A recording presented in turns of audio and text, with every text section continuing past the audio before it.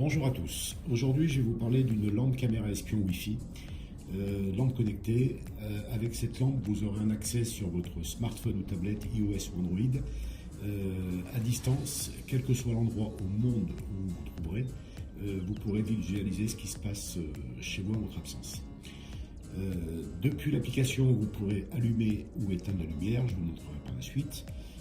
Depuis l'application, vous avez une rotation jusqu'à 330 degrés, ça vous permet de voir quasiment toute la pièce. C'est un produit qui fonctionne en résolution Full HD 1080p. Donc là, vous avez le bouton on-off, vous avez l'emplacement reset pour initialiser la caméra, l'emplacement pour alimenter la caméra et vous avez l'emplacement micro SD maximum 64 Go, autrement la caméra ne fonctionnera pas. Donc dans un premier temps, je vais vous montrer, donc il suffit donc de brancher la caméra, mettre le bouton sur on, la caméra va s'initialiser, elle va faire un certain nombre de rotations et elle va s'allumer, elle va s'éteindre. Et après, je vous montrerai depuis l'application comment installer cette caméra.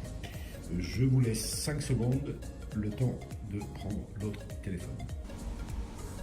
Voilà, donc j'ai ouvert les paramètres Wi-Fi de mon téléphone. Là, il y a le réseau, la ligne de la caméra qui apparaît, donc ce que la caméra émet comme signal. Donc c'est CME, 2EE, 2A, etc. Donc je clique dessus, j'attends que la ligne soit bien accrochée sur mon téléphone. Ça peut prendre jusqu'à 25-30 secondes. Il va être indiqué réseau non sécurisé ou pas de connexion internet ou ce que vous voudrez. Il ne faut pas tenir compte, c'est normal, on n'est pas sur internet, on est sur le réseau de la caméra. Donc là, la ligne est bien accrochée. Je clique sur l'application ProICam que vous aurez au préalable téléchargée. Je clique sur la loupe. Il est indiqué nouvelle caméra. Je clique sur nouvelle caméra. Donc la caméra est installée en point à point. Ça veut dire d'un point à un autre et non en accès à distance pour l'instant. Je clique sur en ligne un utilisateur. Ça me demande de changer le mot de passe, ce qui est normal pour des raisons de sécurité. Je vais mettre donc un nouveau mot de passe à 4 chiffres. 1, 2, 3, 4 par exemple. 1, 2, 3, 4. Et je clique sur OK.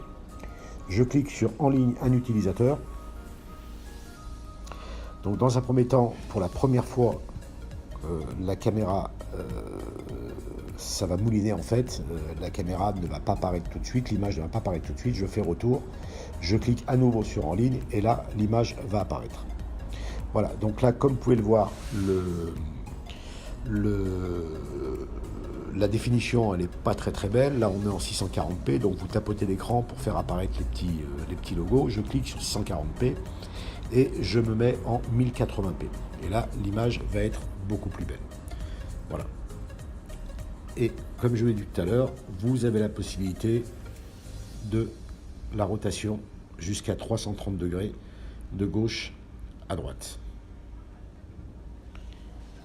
Si je veux faire un enregistrement manuel, je clique sur le logo caméra, l'enregistrement démarre. Pour stopper, je clique à nouveau sur le logo enregistrement et sur le logo caméra, l'enregistrement s'arrête.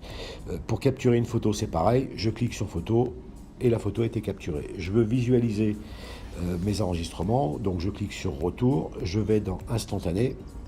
Donc là, j'ai ma photo qui apparaît. Je veux supprimer ma photo, je maintiens appuyé sur l'image et je fais supprimer instantané. Pour la vidéo qu'on a fait, c'est pareil, je clique sur enregistrement, j'ai ma vidéo qui apparaît, je clique dessus et j'ai ma vidéo de quelques secondes qu'on a fait qui est là. Je veux la supprimer également, c'est pareil, je maintiens appuyé sur vidéo et je fais supprimer. Vous avez la possibilité d'allumer, d'éteindre la lumière depuis l'application. Donc là, vous avez un petit logo, une petite ampoule. Vous cliquez dessus. Et là, vous avez accès directement à un certain nombre de couleurs. Et j'allume ou j'éteins ma caméra. Je change de couleur. j'allume, j'éteins ma caméra, ma lampe, en appuyant ici, sur ce petit logo. Lampe, quand s'allumer, vous voyez, il y a des petits traits. Là maintenant, nous allons faire la connexion à distance. Donc la connexion point-point est faite. On va faire maintenant la connexion à distance pour avoir un accès à ma caméra, quel que soit l'endroit au monde où je me trouve. Donc vous avez une roue dentée, vous cliquez dessus. Configuration avancée, configuration Wi-Fi. Vous avez, là en l'occurrence c'est ma box, vous avez votre box qui va apparaître, vous cliquez dessus. Là, ça vous demande le mot de passe. Donc moi, je vais dans Notes, j'écris mon mot de passe et je fais un copier-coller, c'est beaucoup plus simple. Une fois qu'il est mis, donc là c'est le mot de passe Wi-Fi de ma box, hein, je clique sur OK. Êtes-vous sûr? Je clique sur OK. Après, il est indiqué redémarrage de l'appareil, je clique sur OK et ensuite sur retour. Donc là, nous avons censé terminer l'installation à distance. Pour être sûr que l'installation s'est faite correctement, je vais fermer l'application, je vais ouvrir à nouveau les paramètres Wi-Fi de mon téléphone et là je m'aperçois que la ligne de la caméra n'apparaît plus, ma box a pris le dessus, ce qui fait que l'installation a parfaitement réussi, je ne me suis pas trompé de numéro. Si vous vous étiez trompé de numéro, eh bien la ligne de la caméra apparaîtrait encore, elle serait toujours connectée c'est la caméra qui serait connectée à votre téléphone. Et là, ça voudrait dire qu'il y a une erreur et l'accès à distance n'est pas fait, il faut tout recommencer. Je sors des paramètres Wi-Fi, j'ouvre mon application. La caméra va se connecter dans maxi 30 secondes. Si toutefois vous voyez que ça tarde un peu, bon là en l'occurrence ça tarde pas, vous avez les flèches inversées, vous cliquez dessus et ça relance le mécanisme. Donc là, mon accès à distance est fait. Là maintenant, quel que soit l'endroit au monde où je suis, j'ai accès donc à ma caméra. J'ai accès à ma caméra. Je peux voir ce qui se passe chez moi en mon absence. Là maintenant, je vais vous montrer comment régler l'heure des vidéos si vous mettez une carte micro SD et activer ou désactiver le mode détection de mouvement. Donc là, je clique à nouveau sur la roue dentée. Toujours sur configuration avancée. Donc je règle l'heure de mon téléphone, l'heure de mes vidéos, donc je fais synchroniser avec l'heure du téléphone. Et là en l'occurrence, les vidéos seront à l'heure à laquelle réelle vous avez pris et vous n'oubliez pas de cliquer sur OK. Bon là en l'occurrence, j'ai un peu trop tardé. Si vous voulez faire des enregistrements, si vous insérez une carte micro SD, donc maxi 64 Go pour ce produit, donc là c'est marqué carte non détectée, vous avez, parce que je n'en ai pas mis, vous mettez paramètres enregistrement vidéo, donc vous activez soit en permanence, soit en cas d'alarme, et vous n'oubliez pas de valider toujours sur OK. La longueur du fichier, vous laissez toujours 3 minutes, autrement vous ne pourrez pas, parce que vous avez accès directement au fichier vidéo qui sont ici, en cliquant sur le petit logo carte micro SD, vous cliquez dessus, si ça veut bien, voilà, IP caméra, et là vous aurez la liste des enregistrements qui auront été faits sur la carte micro SD, et vous pouvez bien évidemment les lire à distance, les visualiser à distance, ce qui est quand même pratique. Donc là, j'annule, OK. Je veux régler, je veux que le mode détection de mouvement soit activé et je veux recevoir des notifications push sur mon écran. Donc je vais donc dans configuration des alarmes, détection de mouvement, je mets normal et je clique sur OK. Voilà, donc là le mode détection de mouvement est activé. Et quand, voilà, donc vous l'avez vu en direct, j'ai mis la main dessus et voilà.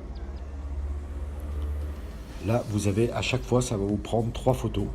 À chaque fois qu'une personne va passer devant. Ce qui vous permet ensuite, vous avez juste à cliquer sur la photo et voir qui est passé devant l'objectif.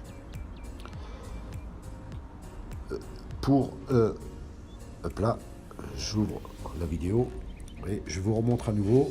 Donc là, vous voyez, à chaque fois, j'ai passé ma main. À chaque fois, vous avez le mode détection de mouvement qui, hop là, voilà, qui s'enclenche à chaque fois.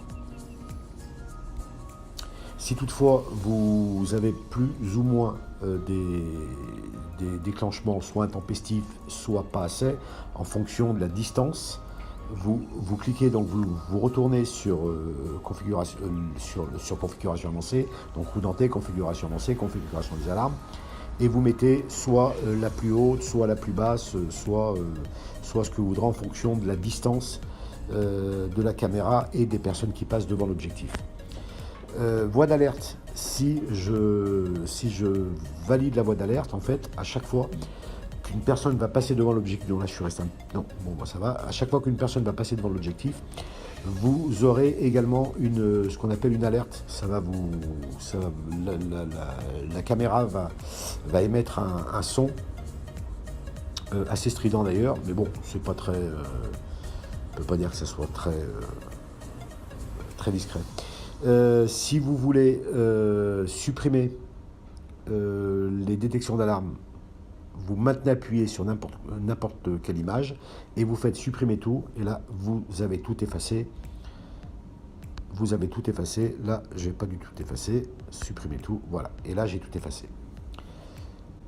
Voilà. En espérant que ce tuto vous permettra d'installer facilement votre caméra. Mais écoutez, à bientôt pour une autre vidéo, pour un autre produit. Merci. Au revoir.